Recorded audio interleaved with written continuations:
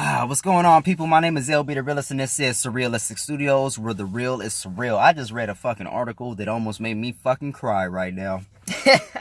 I'm so serious. It is so fucked up right now. Again, this is LB the Realist with Surrealistic Studios, where the real is surreal. And this shit gets more and more and more and more surreal every single day.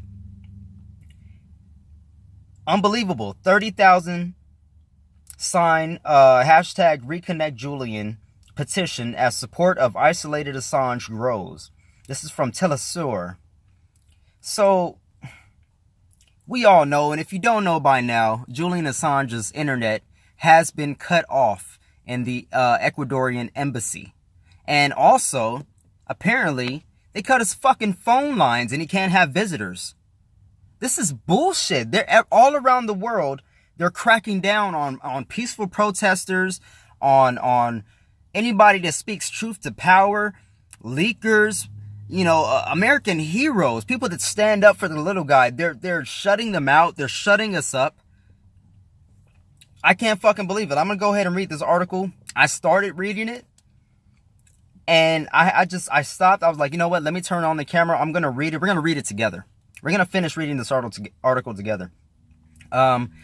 A Change.org petition calling on the Ecuadorian government to reestablish internet and phone reconnections for WikiLeaks founder Julian Assange has garnered over 30,000 signatures. I don't believe I signed that, by the way, so I'm going to go ahead and sign it after I get done posting this video. And I'll leave it in the description so you guys can check it out and sign it if you haven't already. The petition, which was launched Wednesday by the self-described Pan-European Democracy Advocacy Group, I believe that's DEM25, and aims to collect at least 35,000 signatures.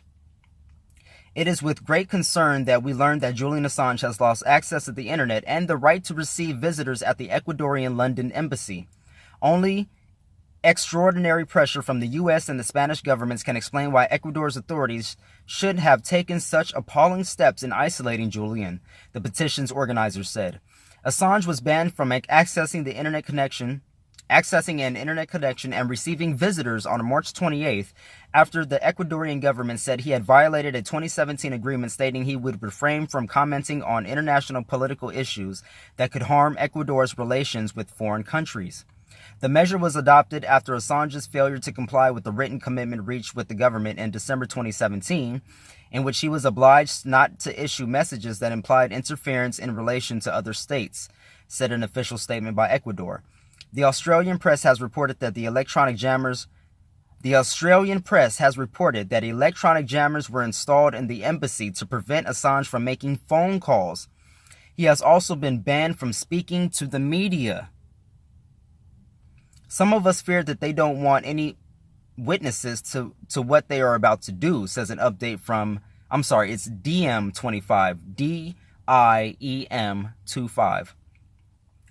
Several voices around the world have expressed their support for Assange, including human rights and freedom of speech activists, demanding the Ecuadorian government to reconnect Julian Assange's access to the external world.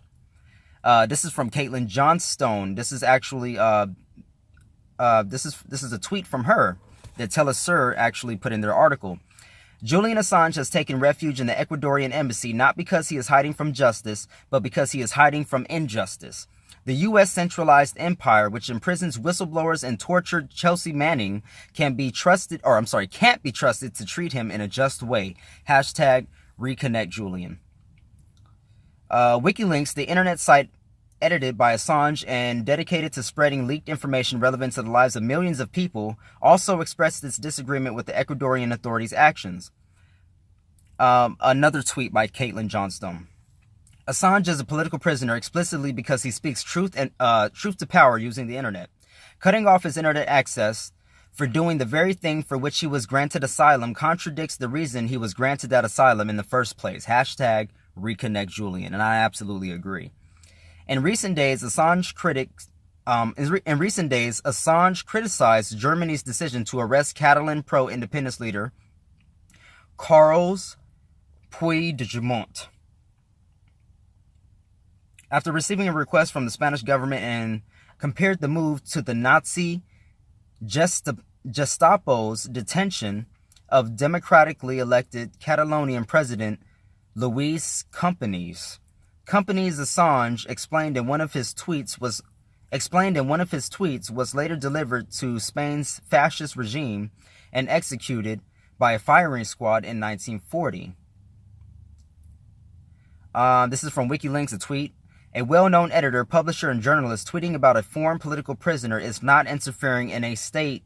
Such a conception risks setting a precedent that would allow millions of Twitter users, all journalists and mostly human rights workers. Let's see. While many believe Assange was condemning the statements made by Pablo Casado, a spokesperson for the ruling Popular Power right-wing nationalist party, on Puigdemont and the independence fight, state officials have described the comments as political interference. Let history not be repeated because he may end up like companies, said Casado, reminding Puigdemont he could face a prison sentence of 15 years for insurrection and 25 for rebellion. This is from Glenn Greenwald, a tweet. It's bizarre for a country to grant someone political asylum, then condition it to being barred from communicating with the outside world. Makes a mockery of asylum. Once proudly defined, Ecuador is now depicting itself as rather subservient to the West. Company's only crime was proclaiming a provisional government for the Catalan Republic and arguing the Spanish state was becoming fascist and undemocratic. Now, this is from Julian Assange on the 26th of March of 2018. Last October, Spanish ruling party spokesman Pablo Casado warned President Puigdemont that he would end up like President Companys. Catalonian's President Companys was arrested by Germany, delivered to Spain by the Gestapo, and executed by firing squad. That was a tweet by Julian Assange again on the 26th of March 2018. According to WikiLeaks, the Ecuadorian government asked Assange to remove the tweet and decided to cut off his communications after he refused to do so. The Change.org petition adds to the open letter signed by a group of intellectuals, artists, and activists demanding the Ecuadorian government to end Assange's isolation. If it was ever clear that the case of Julian Assange was never just a legal case, but a struggle for the protection of basic human rights, it is now, the letter reads. The letter was signed by prominent intellectuals Noam Chomsky and Slavoj Zizek, as well as rock musician Brian Eno, filmmaker Oliver Stone, former CIA analyst Ray McGovern, actress Pamela Anderson, and former Greek finance minister Yanis Varoufakis. So again, that was an article from Telesur. So I think that this is just absolutely fucking amazing that the Ecuadorian government would grant Julian Assange asylum and then say, hey, by the way, shut the fuck up now. Well, then what was the point of you granting him asylum in the first place? Like, real shit. So his internet has been cut off. He can't have visitors. He can't make phone calls, apparently. I mean, what kind of shit is this? This is more than atrocious. Wow. Fucking wow. So again, I'm at a loss for words here. I'm going to go ahead and leave this article in the description so you guys can check it out for yourselves. Again, it also has, it should have the petition. Let me just double check.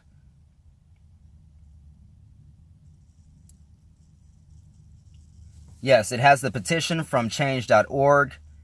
We're up to, looks like 33,710, 11, 12 people. 13, 14, 15. We're moving up, people, as we speak. So let's get to 35,000. I'm going to go ahead and sign this right now. And I'm going to share it with my Facebook friends.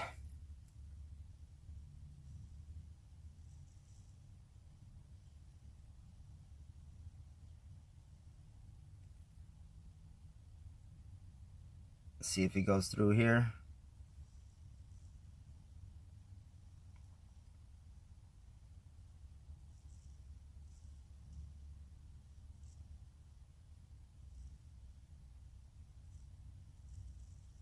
All right, and there we go.